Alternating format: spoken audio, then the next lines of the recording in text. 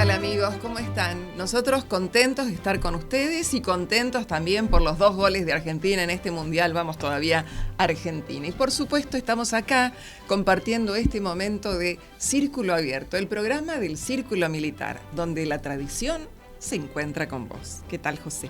¿Cómo te va? Buenas tardes, Lili. Igualmente contento por el partido, como no, exultantes. Venía para aquí y notaba a toda la gente contenta en la calle.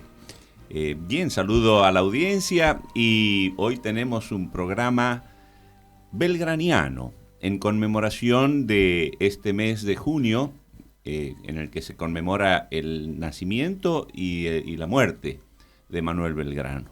Así es que hemos invitado a un historiador, socio del Círculo Militar, para que nos exponga acerca de la vida de este segundo padre de la patria.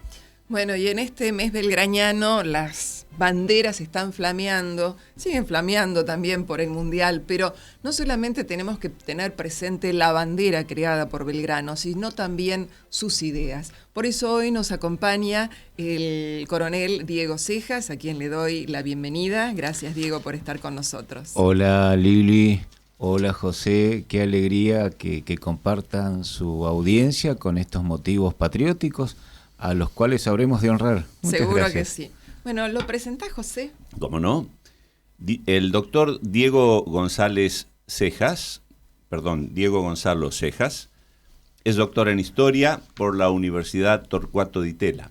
Es coronel del Ejército y se desempeña como director del Servicio Histórico del Ejército. Ha publicado los siguientes libros: Sonidos de la Patria, en el año 2011, Tiempo de Marcha, Italianos en las bandas militares argentinas, en el año 2018, Versos en Pugna, la formación de la nación argentina en clave épica, en el año 2020, Sones del campo de batalla, la música en la guerra de la Triple Alianza, en el año 2021, Notas de guerra, memoria sonora de la guerra de Malvinas, en el año 2022, ha recibido la Orden de los Servicios Distinguidos al Mérito Militar en grado de comendador y posee las palmas sanmartinianas. Realiza la actividad docente en el Colegio Militar de la Nación y en la Escuela Superior de Guerra Luis María Campos. Es miembro de número del Instituto Belgraniano de la República Argentina, del Instituto Nacional Sanmartiniano y del Instituto Browniano. Además, está cursando un postdoctorado en la Universidad de Salamanca, la misma en la que estudió Manuel Belgrano, y es socio del Círculo Militar. Así es que le damos la bienvenida. Muchas gracias, José. Muy atento. Este mes de junio tan particular, como bien referías hace un rato, comenzó con el 3 de junio, recordando un nacimiento particular, 1770, nacimiento de Manuel Belgrano. Y un 20 de junio, fallecimiento de Manuel Belgrano en la misma ciudad, allí en el mismo sitio, con 50 años de diferencia. Esos son los que vivió, sufrió, se regocijó en los grandes días de la patria y nos dejó todo lo que pudo, su fortuna y su salud, quebrantadas ambas, en pos de la patria. Yo me pregunto si nos merecemos todo eso. No me lo respondan, pregúntenselo también. Si nos merecemos todos esos afanes y esas malas sangres y esas rabietas. Uh-huh. Por Dios, qué vida. Un muy pequeño gran hombre, ¿sí? Comenzó José refiriendo, y vos también, Lili, la alegría del partido de hoy. Inmensamente superior a Leo Messi, nuestro Manuel Belgrano, pero así de humilde, así de sencillo, así de talentoso en todo lo que encaraba. Yo pensaba también que tenía un gran ladero, uh-huh. Tenía su depol en Manuel Dorrego y en alguna circunstancia a Vilcapugio y a Yuma en particular le faltó, pero creo que podemos compararlo.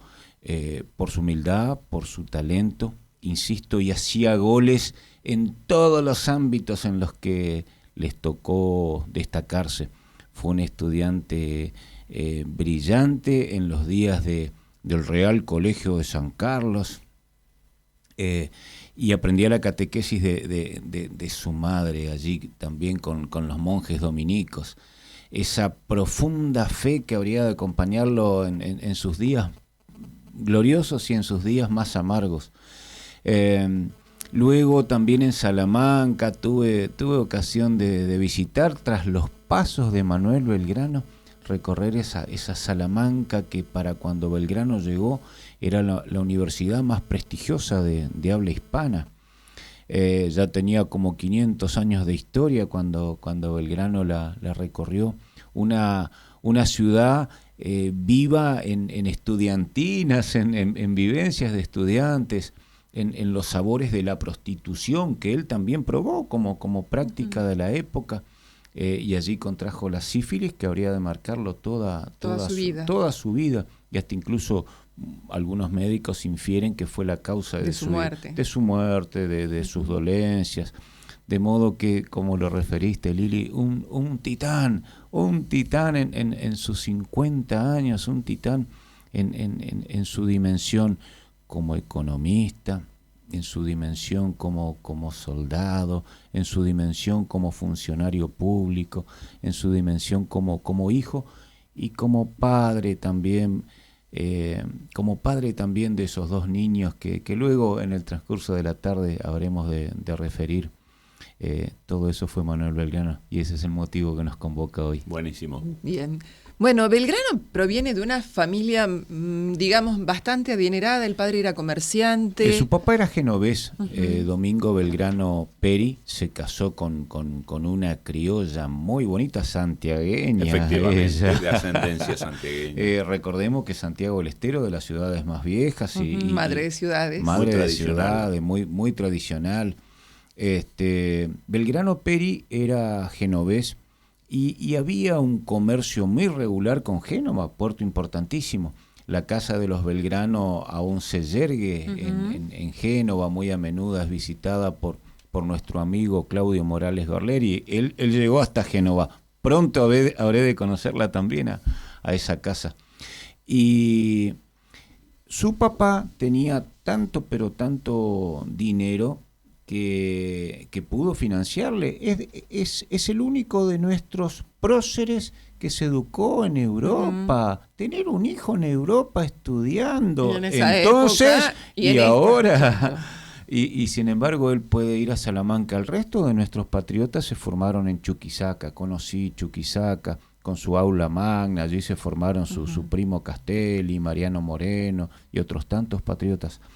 Pero Manuel Belgrano tiene oportunidad de ir a Salamanca y de llevar ciertos asuntos de su padre ante el rey. Él escribe al rey defendiendo a su padre que tenía una causa legal o impositiva. La cuestión que él debe alojarse allá un poco preservando los dineros. Se ve que ya no era tan acomodada esa situación, claro, porque se aloja con los dominicos de Salamanca, en San Esteban, un claustro, una iglesia tremenda. Allí mismo, en esos salones, alguna vez Cristóbal Colón fue a convencer a la reina, y la reina, mirá, yo no entiendo mucho eso del huevo y la redondez, pero si los dominicos te dan el ok, te doy las joyas. Te financio, te doy las joyas. Bueno, él había nacido y asistía a la parroquia de Santo Domingo. De Santo Domingo eran dominicos, eran dominicos los de aquí y dominicos los de allá, quienes lo alojaron y lo recibieron. Esta tesis muy bonita la elucubró Susi Belio Nol, que dirige el capítulo argentino de Salamanca aquí en Buenos Aires, y me hizo conocer los lugares, y es muy oportuna. ¿Dónde si no alojarse que en el convento de los dominicos? Además porque hay registros de una asiduidad con ellos y cartas que el padre le envía al prior del convento, de modo que me parece muy oportuno postular eso. Allí lo conoce a Pío Tristán, es su compañero de Trapisondas. Oh, qué interesante. Y luego van a estar enfrentados en las batallas. En Tucumán. En Tucumán y en Salta. Claro. Están enfrentados, están en bandos contrarios. Porque esas dos batallas son entre americanos. Mal que nos pese, son americanos insurgentes los del Río de la Plata y americanos fidelistas los de Lima, los de Lima. De modo que toda esa vivencia de Manuel Belgrano y esa licencia que obtiene del Papa para leer los libros prohibidos. ¿Cuáles libros prohibidos? Voltaire, Rousseau, Montesquieu, las ideas de la Revolución. Si bien había ya entre los en Salamanca y entre los españoles las ideas de Francisco de Vitoria, de la retroversión del poder, de Fray Bartolomé de las Casas, mentes ilustres, pero para el momento era oportuno la lectura de Bueno, eso también lo marca él, porque después cuando viene a Buenos Aires... Es un faro, un faro que ilumina. El jovencito de educación europea brilla aquí en el consulado. El consulado estaba donde hoy es el Banco Provincia, detrás de la catedral. Ahí estaba el consulado. Y cuando él viene, revoluciona el consulado porque trae ideas de progreso.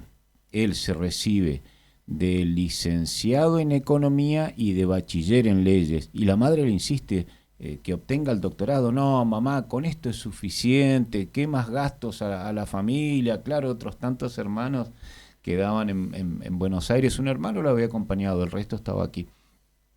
Y entonces regresa sin doctorarse en Salamanca.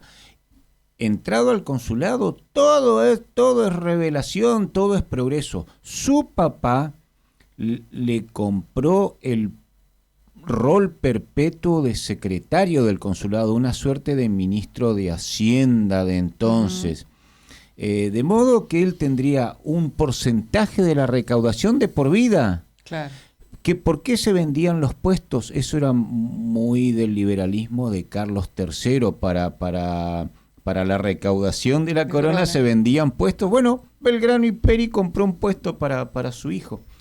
De aquí se ocupa de los puertos, de los caminos, de divulgar los beneficios de la agricultura como una novedad, explotar la riqueza de la tierra, no solo la obtención de la circulación de comercio, de la circulación de las manufacturas y la obtención del metálico del Potosí. Sí. Era muchísimo más la proyección de Manuel Belgrano. Y era un pionero, hasta el día de hoy, era un pionero cuánto se ocupa de la educación de las mujeres. A las mujeres se les enseñaban labores, se les enseñaban a bordar, a tejer, a tener una buena conversación, a agradar tocando el piano, cantando. Y él quiere darles una educación similar a la de los varones, que sepan leer y escribir. Les estaba impedido leer y escribir porque podrían escribir cartas a sus novios indecorosas. Ese era el motivo por el cual y él propugna que las niñas y las mujeres de su tiempo tengan una educación de verdad. Una proyección infinita tenía ese secretario del consulado, pero se metió a patriota. Se metió a patriota, dilapidó su salud, dilapidó su fortuna. Tuvo su estreno militar en las invasiones inglesas. Él dice en su autobiografía que deberíamos leerla bastante a menudo. No es lo mismo vestir buenos uniformes que ser un militar. Y él dice, nos pavoneábamos delante de las chicas con unos uniformes, pero cuando sonaron los disparos todos no corrieron. Sabíamos qué hacer. Claro. No sabíamos qué hacer. Fue capitán de las milicias, del antiguo régimen, pero luego sargento mayor de los patricios. Y ojo que sería un individuo muy querido por su tropa, porque es audaz lo que sucede en la formación de los primeros cuerpos militares. contraviniendo todo lo que aprendimos de las ordenanzas de Carlos III, las ordenanzas españolas, de cómo debía ser un oficial y de la clase a la que pertenecía y la ascendencia que debía tener. Votamos a mano alzada, votamos, la tropa votó quiénes habrían de ser los oficiales y los oficiales, los resultantes oficiales votarían quién habría de ser el segundo jefe y el jefe. La elección recayó en Belgrano y en Saavedra. Así que tuvimos un sargento mayor de los patricios en los días de la defensa de Buenos Aires. Yo siempre digo y les explico a mis cadetes que primero fue la organización militar y después fue la organización política. La jactancia, expulsamos a los ingleses, nos creímos capaces de mil cosas y las emprendimos. Y allí brilló Manuel Belgrano. Y en ese primer grupo de criollos que conformaron la primera junta, ahí está el secretario Manuel Belgrano. Pero ojo, cómo están sopesadas las fuerzas, porque allí ya hubo grieta en la primera junta. Claro, no todos pensaban lo mismo. Claro, y están todos reunidos por corporación. Esa junta de criollos están agrupados por corporación, que los comerciantes, que los militares, que los individuos de la iglesia. Y se sopesa en Manuel, si bien Cornelio Saavedra, el jefe del batallón más importante, es el presidente de la primera junta, la suerte de el secretario de guerra, Mariano Moreno.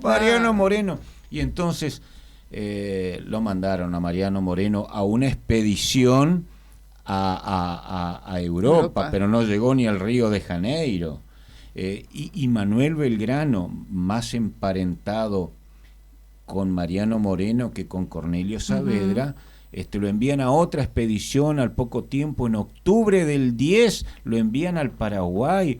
El abogado de Salamanca, ese muchacho que agradaba y que cautivaba a las chicas, que olía muy bien porque tenía un perfume, no recuerdo el aroma ese que Belgrano se trajo de Europa, era el mismo que usaba Napoleón, era una fragancia muy común. Se fabricaban fragancias en esa época. Claro. Sí, y él usaba la misma fragancia que Napoleón. Tuve una experiencia hace poquito de oler, porque hasta estos días se hace que agradaban los bailes, que era muy buen bailarín, que vestía muy bien, lo vamos a ver en un retrato de llama mucho la atención su vestimenta. De 1815 en Londres, allí está retratado con el brin, con la levita, y es un retrato propio de un diplomático. Así se retrataban los diplomáticos. Podemos pedirle que proyecten la fotografía del retrato José. de Carbonnier en Londres. Ese fue Manuel Belgrano, y siempre obediente, porque cuando la Junta, para sacárselo de encima, lo envía a la expedición al Paraguay, el obediente va, marcha, pero siempre con un afán progresista. Cualquiera de nosotros se iría al Paraguay pateando tarritos, ¿no? Claro. Ahí lo tenemos a Manuel Belgrano. Ahí está Manuel Belgrano. Ese es el retrato pintado en Londres de 1815, que se encuentra en un museo de arte de Olavarría, y que es importante porque es el único óleo en el que posó Belgrano en vida, por lo que se considera su pintura probablemente más fiel.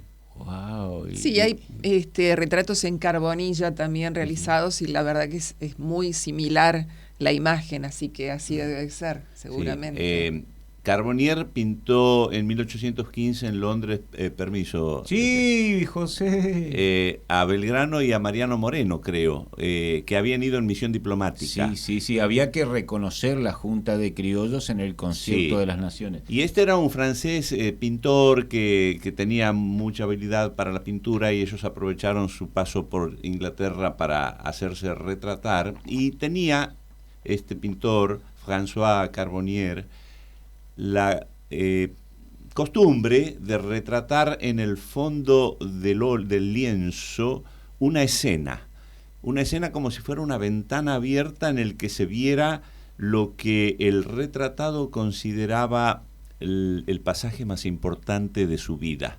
Y Belgrano se ve que eligió la Jura de la Bandera en Rosario. Wow. Y ahí tenemos retratada en esa ventana abierta la Jura de la Bandera, que es como Belgrano se la dictaba en ese momento al pintor, porque evidentemente es una escena que ya había pasado hacía 4 años, entonces hacía 3 años. Entonces la importancia de ese retrato es que está dictado por Belgrano. Es un óleo muy importante que se encuentra en Olavarría, el original. ¡Qué maravilla! Bueno, aprovechamos ahora, hacemos un pequeño corte y seguimos en el próximo bloque. Adelante, Lili. Círculo Abierto, el programa del Círculo Militar, donde la tradición se encuentra con vos.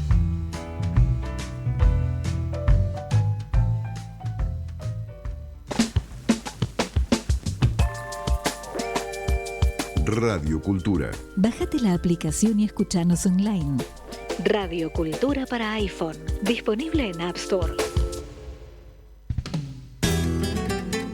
Abrimos una ventana para observar, descubrir y compartir.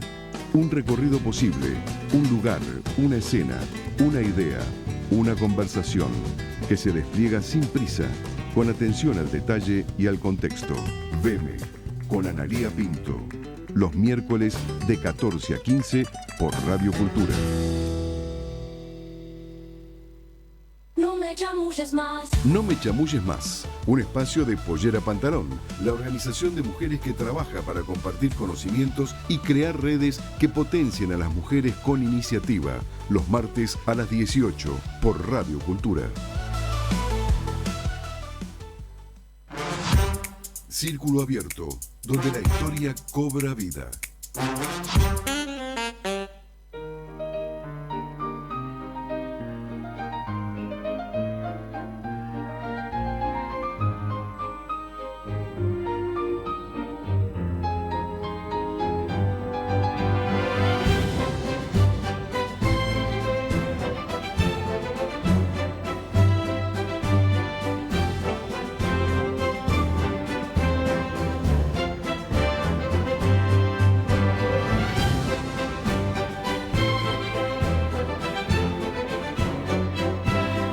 Continuamos en Círculo Abierto con Diego Cejas y bueno, estábamos hablando del Belgrano militar.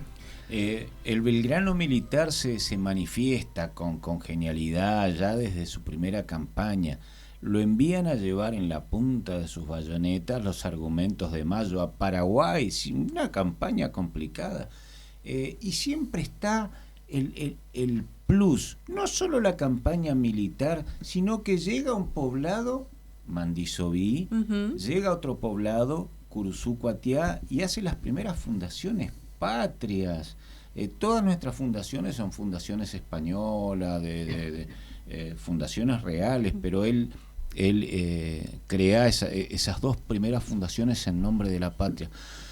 Conocemos ese episodio en el que recluta a un joven de 12 años en Concepción del Yaguareté Corá, quien habría de ser conocido luego como el tambor de Tacuarí. Tiene grandes hechos de armas en Paraguarí, llega a 60 kilómetros de Asunción, obtiene una victoria en Paraguarí, pero sus soldados se dedican al pillaje, que era una práctica de la época, la obtención del botín. Como el Estado no puede asegurarles una paga, debe tolerarles el pillaje, hacerse de algún recurso en la ciudad ocupada. Entonces la victoria se les escurre de las manos. Debe hacer una marcha retrógrada en enero, en febrero y en marzo en Paraguay hasta Tacuarí. Y allí se revela en Tacuarí el Belgrano militar, porque está cercado por 8.000 paraguayos. Le quedan 400 soldados a Manuel Belgrano. Lo cercan completamente y sin embargo, en estos asuntos de la patria cargó procurando quebrar el cerco. Allí muere el jovencito de 12 años, pero en Tacuarí su coraje militar fue reconocido y obtiene luego en el dominio de una gran elocuencia y de grandes argumentos un armisticio honroso con el comandante enemigo, con Cabañas, y lo convence. 2 semanas después los paraguayos están formando su propio gobierno. Su propio gobierno. Es sometido a un juicio por ineptitud militar. Siempre la roña y los bandos y la grieta tan antigua. Pero ninguno de los oficiales que sirvió con él quiere formular cargos contra Manuel Belgrano. Está preso en Concepción del Uruguay, pero a él le encomiendan su segunda misión, que es ir a darse unas baterías en Rosario. Ajá. ¿Por qué? Porque los realistas que estaban en Montevideo estaban rodeados por tierra, la ciudad estaba sitiada por tierra, pero el sitio no era completo a falta de una flota nuestra. Claro, entonces salían, desde Rosario podían salir. Y depredaban las poblaciones San Lorenzo, Rosario, y en Rosario instala dos baterías y las nombra. Libertad e Independencia. Anticipa esos nombres sonoros, Libertad, Independencia, y allí con sus símbolos. Es parte de lo que aprendió en Europa, esa renovación simbólica. Estamos peleando con las mismas cucardas, las mismas Claro, la necesidad de tener un símbolo que nos distinguiera de los otros. Y se da una escarapela, que yo siempre es un embrión de bandera, nuestras escarapelas. ¿Y de dónde elige los colores celeste y blanco? Hay mucha argumentación respecto de ello. Bien pudieran ser unos colores de una fingida fidelidad a los Borbones. El manto de la Virgen de la cual fue tan devoto toda su vida. Pero a mí me gusta más esa expresión. Es un pedacito de cielo. Nuestra bandera es un pedacito de cielo que está amarrada al mástil. Sí, en realidad yo creo que las dos primeras posibilidades son la misma, porque los Borbones, entiendo, toman sus colores del manto y la túnica de la Virgen. De la Inmaculada Concepción. Claro, de la cual son devotos desde la batalla de Empel en el siglo XVI, cuando la consideran milagrosa gracias a la imagen de la Virgen encontrada en esa oportunidad, y que durante 3 siglos después estuvieron pidiéndole al Vaticano que sacara el dogma de la Inmaculada Concepción, porque era la patrona de España. Así que muy probablemente se filie por allí. Así es que los colores de los Borbones vienen de la Virgen, y podría ser que Belgrano se hubiera inspirado en ellos. Pero no fueron todas aclamaciones y vivas y cañonazos. Recibió una reprimenda. Que guarde ese paño, que estamos en un proceso muy complicado. Bernardino Rivadavia fuese. Y él a regañadientes, pero siempre obediente, guarda y ya habré de dar una victoria, tendrá razón, y la tiene esa victoria en Tucumán. Siempre le tocó la más jorobada. Se va a hacer cargo de un ejército desmoralizado. El ejército del norte. El ejército del norte, que había perdido en Huaki el dominio, el control del Alto Perú. Y sin embargo siempre los estimula, procura, el único porteño querido en el interior, Manuel Belgrano, procura sacar lo mejor de sus soldados y de las poblaciones, de buenas a primeras, a esos jujeños, decirle abandonen todo, lo que puedan cargar lo llevan consigo, si no envenenen sus pozos, quemen sus cosechas, quemen sus ranchos, hay que y llevarlos en una marcha que inició en agosto y terminó en septiembre, en el campo de las Carreras en Tucumán, donde ocurrió de todo. Palo dice bien, es la más criolla de nuestras batallas, tal vez por lo confusa que fue, pero tuvo todo, hasta el milagro, porque era tan desesperada la situación que Belgrano se encomendó nuevamente a la Virgen de la Merced. Sí, peleaban en el día de la Virgen de la Merced, me imagino, sacame de esta, sacame de Depositó esta. su bastón de mando a los pies de la imagen de la Virgen de la Merced en Tucumán. Sí. Ese convento, ese templo está a una cuadra de la Plaza Independencia de Tucumán. Pero la imagen está aquí, en Santa María de los Buenos Aires, en la calle Gaona, Sí. la imagen que desfiló en andas de los... Sí, claro. Y tuvo su milagro porque una manga de langostas, una tormenta, empujó las langostas contra los cuicos altoperuanos, las langostas de la llanura. Ujú.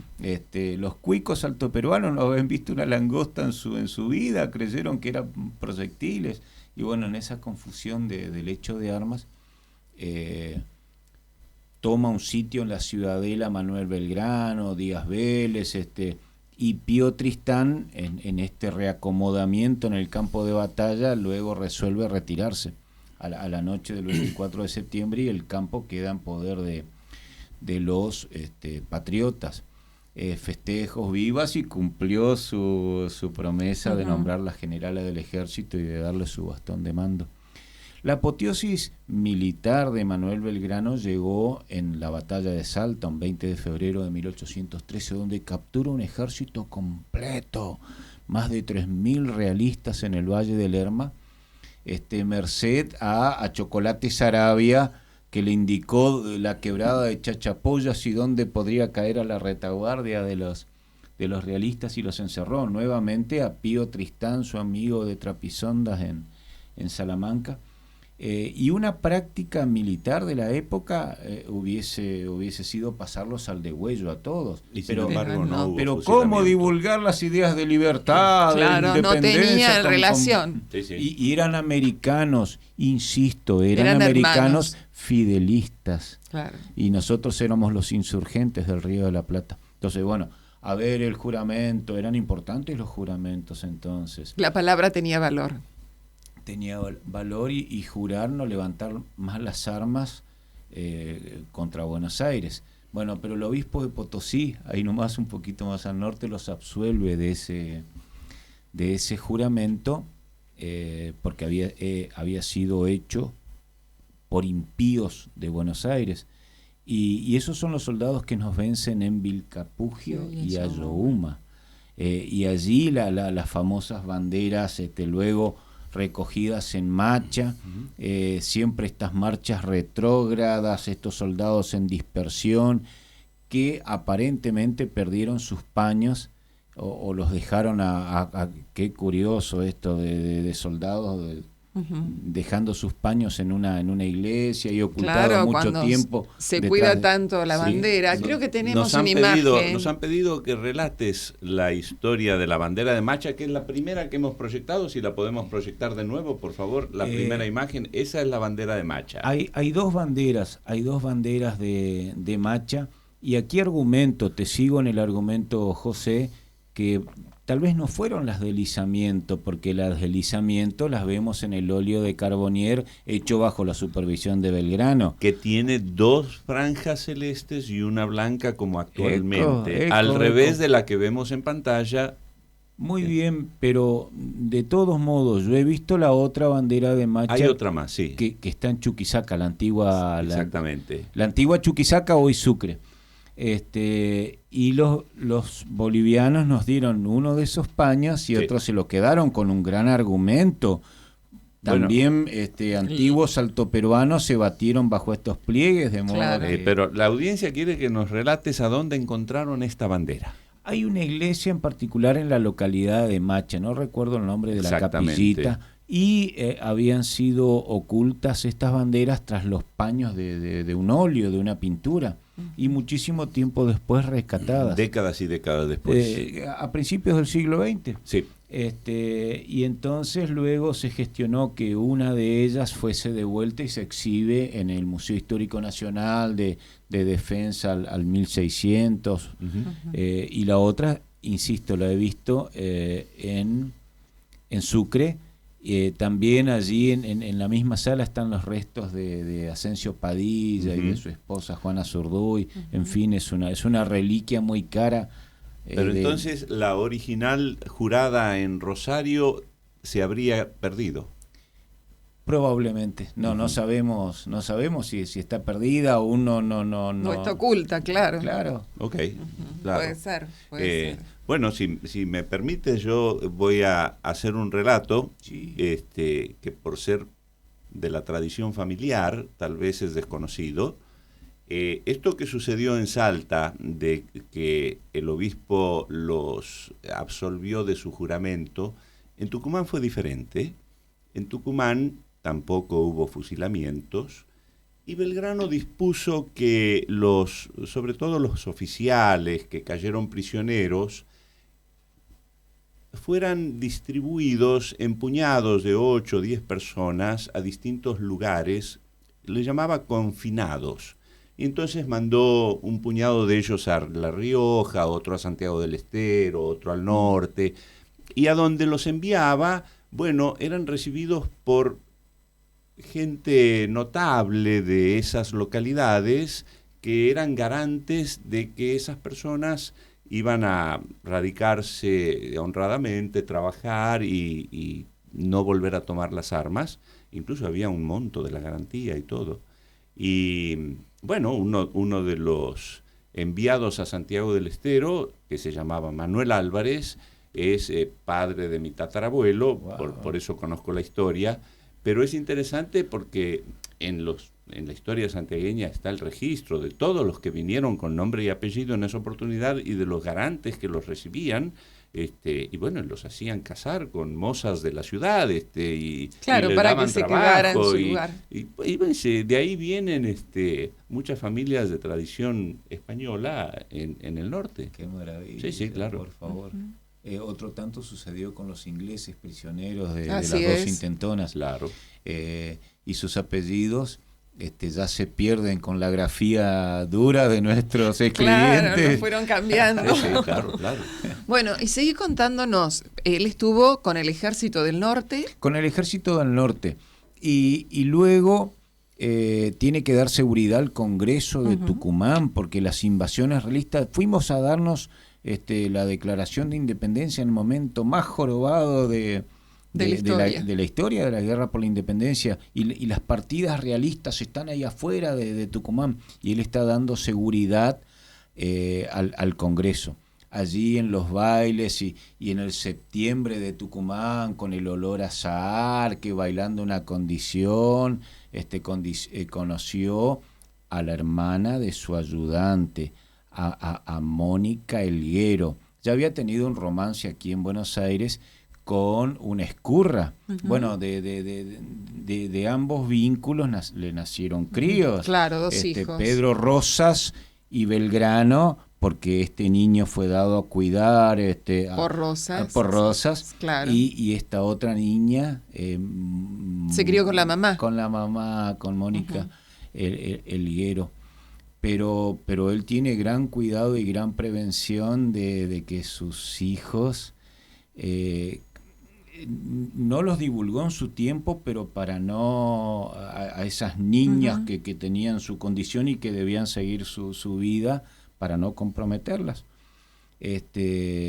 Pero su hijo fundó luego Azul, el coronel Pedro Rosas y Belgrano, y la niña es la que da la consanguineidad, se casó con un primo, Vega y Belgrano, y la línea de Manuel Belgrano, el actual presidente del Instituto Belgraniano de la República Argentina, viene de esa Muy bien. de esa rama. Es quizás con quien ha tenido más cuidado, digamos, de dejarle parte de su fortuna, así entre comillas, porque realmente él muere pobre. Muere muy pobre. Porque por para favor. asegurarle, justamente, como era mujer, asegurarle un buen futuro, un buen pasar y la posibilidad de casarse bien, ¿no? Totalmente.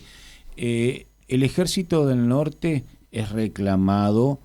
Buenos Aires vive una situación desesperada en 1820. ¿Por qué?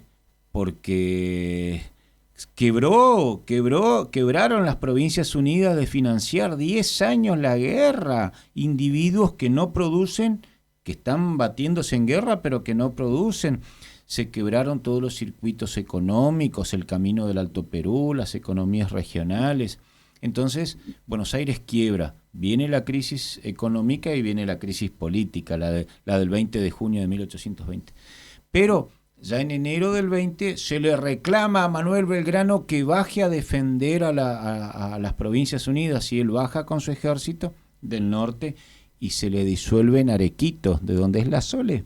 Allí en la posta de Arequito, los caudillos que eran jefes militares se llevan partes de su ejército porque no van a venir a defender Buenos Aires. Claro. A San Martín también se le reclama bajar con su ejército. Y él estaba en Chile, ya por emprender el camino por mar a Lima. Y entonces San Martín se lo va a acusar de haberse robado un ejército. Lo podremos contar en otras circunstancias. Seguro. Pero Manuel Belgrano baja con su ejército y se disuelve. Y él baja a Buenos Aires muy enfermo, se recluye en la casa de los viejos, como dirían los tangos. Exactamente. Y allí muere muy pobre y muy enfermo un 20 de junio de 1820. Bueno, te vamos a invitar, Diego, Con en agosto para hablar de gusto. San Martín. Una maravilla. Y en septiembre para hablar del Curupaití. Con muchísimo gusto. Muy José. bien. Bueno, te agradezco y la verdad que yo voy a decir una verdad. Belgrano es uno de mis próceres favoritos. También lo es. Ojalá mi relato haya podido hilvanar esa devoción para con Seguro que sí. padre de la patria. Que no obstante él se decía, no, me basta con ser un buen hijo de ella. Eso anhelaba. Así Sí, es. sí, sí. Bueno, te agradezco y vamos al próximo corte para continuar con Círculo Abierto. Círculo Abierto, el programa del Círculo Militar, donde el pasado y el presente se encuentran.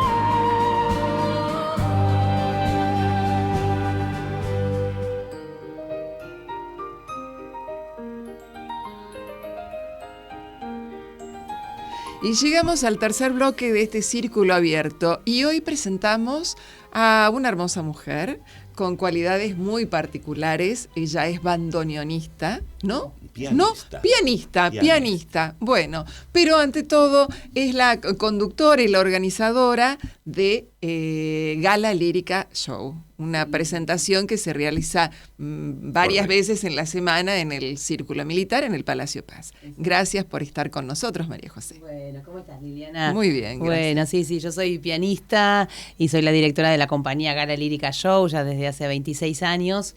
Nosotros, de alguna manera caímos, desembarcamos ahí en el círculo y producimos un montón de espectáculos con las voces solistas del Teatro Colón. De esta manera el Círculo Militar le abre las puertas a un público que es medio reacio a la ópera. Sí. Y que con esto de que, pero entro al palacio y conozco y ¿no? Todo va de la mano. Una cosa lleva a la otra.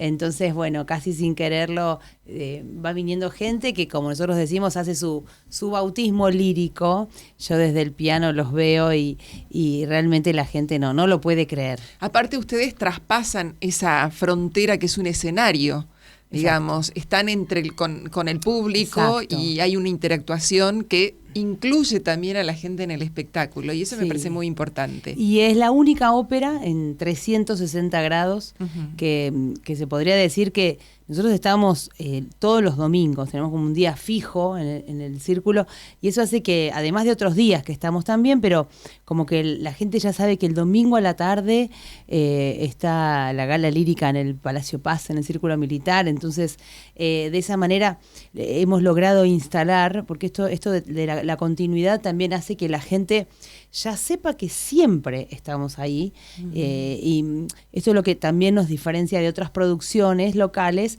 que de repente hay algo alguna vez en algún lado, pero no esto de que están siempre. Cotidianamente, claro. Exacto. Entonces, bueno, esto es una apuesta fuerte, ¿no? Bueno, yo ya los domingos lo paso con toda mi familia ahí adentro. Me imagino. Trabajamos todos. Somos una familia poco Así particular, porque bueno, entre mi marido, mis hijos, bueno, todos vamos como así Armando el show, sí, claro. sí, porque nosotros manejamos unas 500 personas por función. Es una cantidad Entonces importante. llevamos bueno, además de nosotros, tenemos todo un staff de gente que atiende, porque además esta gente está como de alguna manera circulando, entonces hay que mantener ciertos protocolos y cumplir ciertos horarios, porque de Claro. repente cuando generalmente hacemos doble función, entonces, bueno, todo. Y la experiencia es bastante completa porque a lo musical se le agrega como una copita de champán al inicio, hay como una barra de tragos, entonces la gente ve que, digamos, es una propuesta muy atractiva. Siempre hay tragos de autor y especial o tragos que tienen algún detalle que tiene que ver, no sé, o con el Día de la Bandera, o con el Fantasma de la Ópera, o con la Traviata. Y bueno, y ni hablar de todo lo que es la puesta en escena que nosotros hacemos en el propio Salón Le Valle, donde ahí hacemos todo un despliegue técnico que es como si fuese el gran casamiento gran, que vos Me llevas imagino. toda la iluminación, proyectores, bueno, realmente... Claro, todo lo que se necesita para un espectáculo teatral llevado a un ámbito una que no es- residencia, exactamente. a una que quizás es residencia. más complicado. Sí, le hemos ido encontrando la vuelta a los recovecos, a los espacios, a la acústica, porque yo estoy en el piano, capaz que a 10 metros de donde cantan los cantantes, entonces es como, hay toda una reverberancia, ¿no? Tanto mármol. Claro. Y esa cúpula, entonces bueno, después la gente se queda con las ganas y va y hace la visita guiada, otro día con Alicia, de manera que, bueno, como que caen un poco ahí, no se imaginan, ¿no? Tanto Así es. esplendor. A la gente le gusta mucho. Y tienen, bueno, espectáculos más allá de... Vos nombraste óperas, por Sí, ejemplo. sí. Pero hacen otro tipo de eventos. Sí. De show con máscaras. Sí, claro. Ayer hicimos el Carnaval de Venecia, tenemos la Gala Española con bailadores flamencos, tenemos las óperas, que todas las puestas de ópera son diferentes, hacemos la Bohème, Rigoletto, la Traviata, el Elixir del Amor, Carmen, hay óperas que llevan coro, que llevan casi 40 artistas en escena. Entonces los artistas aparecen por cualquier lado, por atrás, por adelante, por un costado, por el otro. Entonces la gente está en la escena, porque Claro. el escenario, nosotros con la iluminación que llevamos desde arriba, recortamos el círculo, todo alrededor queda oscuro y ahí es donde es el escenario. Después el Fantasma de la Ópera. Ahora estamos haciendo para vacaciones de invierno una gala Disney dedicada a toda la A los música chicos. encantada. Entonces todas las voces del Teatro Colón, banda en vivo, las proyecciones de esas películas y todos los Fantástico. trajes de época. Entonces, bueno, es una apuesta cultural importante en la ciudad. Bueno, hasta ahora sabemos qué es lo que hace, pero ahora contanos, José, ¿quién es María José? Bueno, Maito? María José Maito es una empresaria artística directa del Círculo Militar. Ella estudió piano desde los 4 años de edad, es egresada del ciclo superior del Conservatorio Nacional Carlos López Buchardo, donde estudió desde sus 11 años de edad. Ejerció durante 8 años la docencia. En el año 2000 creó Gala Lírica Show, declarada de interés cultural por la legislatura porteña en 2024. En 2020 condujo un streaming en el Círculo Militar con 42 temas grabados en un día, con cuya recaudación pudo crecer como empresa y extendió su ejecución del arte a otros ámbitos como Puerto Madero. Bueno, Gala Lírica vende hoy en día unas 1000 entradas por semana a través de sus distintas cuentas en redes. Y bueno, tenemos algunos videos que tal vez podamos proyectar y que María José nos cuente de qué se tratan. Bueno, ahí estamos viendo este espectáculo que es, hay varios, pero ves que son distintos formatos. Ahí tenemos distintos escenarios que montamos de acuerdo a la gala. Es en el centro o es un escenario... Ahí, por ejemplo, está Fermín haciendo los 3 tenores. También tenemos los valses vieneses, con siempre con las voces del Teatro Colón, pero con los bailarines del ballet del Teatro Colón. La gente pregunta mucho por el fantasma, le encanta el fantasma. El fantasma tiene un atractivo especial que, bueno, han venido en estos 3 años. Ahí está Carmen, ¿o no? No, esto es Evita. Claro, hacemos Evita, porque el espectáculo del Fantasma de la Ópera tiene además escenas de diferentes comedias musicales en la primera parte. Claro. O sea, la segunda parte son 50 minutos del Fantasma de la Ópera, pero la primera parte son todos... es un popurrí. Un popurrí, entonces tenés el Jorobado de Notre Dame, Evita, Cats, Los Miserables. Y esta es una soprano. Bueno. Recién estaba una soprano. Claro, bueno, nosotros somos más de 50 artistas. Claro. Somos una compañía, ahí está el Fantasma, Sebastián Angulegui. Bueno, es que mucha gente que viene, primero nos pasan cosas que nos cuesta creerlo. Hay gente que te dice, mira, yo me tomé un avión para venir a ver esto. Ay, qué buenísimo. Mira. O yo vengo de Ushuaia, pero venimos a ver esto porque queremos ver esto. Claro, quizás ir al Teatro Colón es más complicado conseguir entrada y esto se les hace mucho más fácil y tiene otras cosas que no les atractivos brinda el teatro. Exclusivos. Sí, y es más íntimo de alguna manera, porque a veces en un teatro tenés miedo de decir, che, si no entiendo nada o estaré muy lejos de la escena. Y bueno, ahora la ópera que nosotros producimos es subtitulada. Fantástico. Entonces con los proyectores es el único lugar de Buenos Aires después de un teatro Colón, un teatro Avenida, Teatro Argentino de La Plata, donde se hace ópera subtitulada.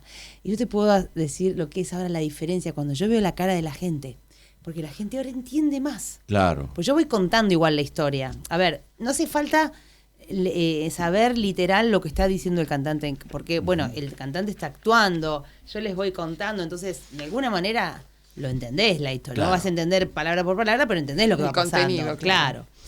Pero saber lo que le está diciendo en ese momento, ¿viste? Es como ves la cara de la gente que o sufre o se ríe o la complicidad o viste como otros gestos vemos ahora. Qué lindo. Y sí, la verdad que sí. Entonces, bueno, pasa eso, o que gente que te dice, mira, yo estuve en Las Vegas, en Broadway, viendo, no sé, El Fantasma de la Ópera, y lo de ustedes es superior.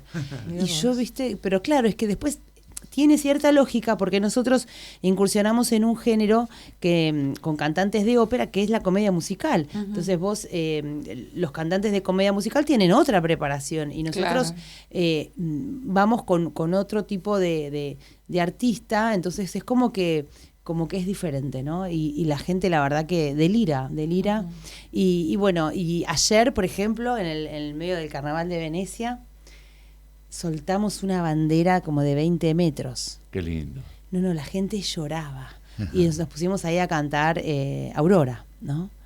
Aunque era el Carnaval de Venecia, pero es que era el Día de la Bandera. Claro. Entonces, bueno, fue increíble. Y después Ahí está el Carnaval de Venecia. Sí, bueno, sí. Recién está. Ahí está, con los zancos, los personajes.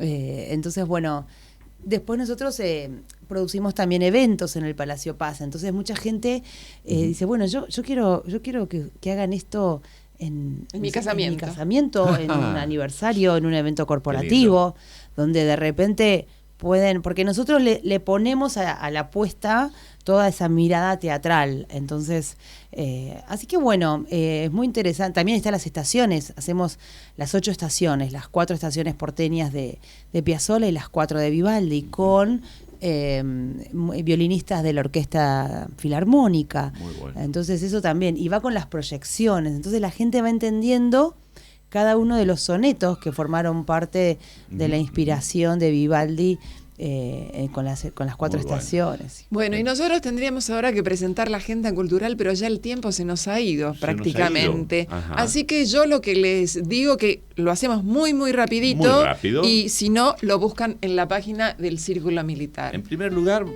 permitime saludar a quienes han cumplido años, que son Rosendo Vides, que cumplió años el día 16 esta semana, y hoy con el triunfo de Argentino está festejando su cumpleaños Rosita Baccaro, de la Secretaría del Círculo Militar. Bien. Así que para ellos nuestros saludos de cumpleaños, y ahí tenemos la agenda en pantalla. Tenemos dentro de una hora una conferencia histórica importante por el aniversario del Teniente General Luis María Campos, a cargo del doctor Morales Gorleri. Visita guiada tenemos mañana al mediodía. A las 19 horas del miércoles tenemos una degustación de vinos en el Salón Molina. El jueves, además de los cursos de historia que se dictan, tenemos visita guiada a las 15:30 y una conferencia. Bueno, vamos a concluir entonces con el fin de semana, que tenemos la gala lírica y el show de tango de Cuarteto Horacero y Gala Lírica. Bueno, les agradezco, te agradezco, Bueno. María José, y hasta acá llegó Círculo Abierto. Los esperamos la semana que viene. Gracias. Gracias. Gracias.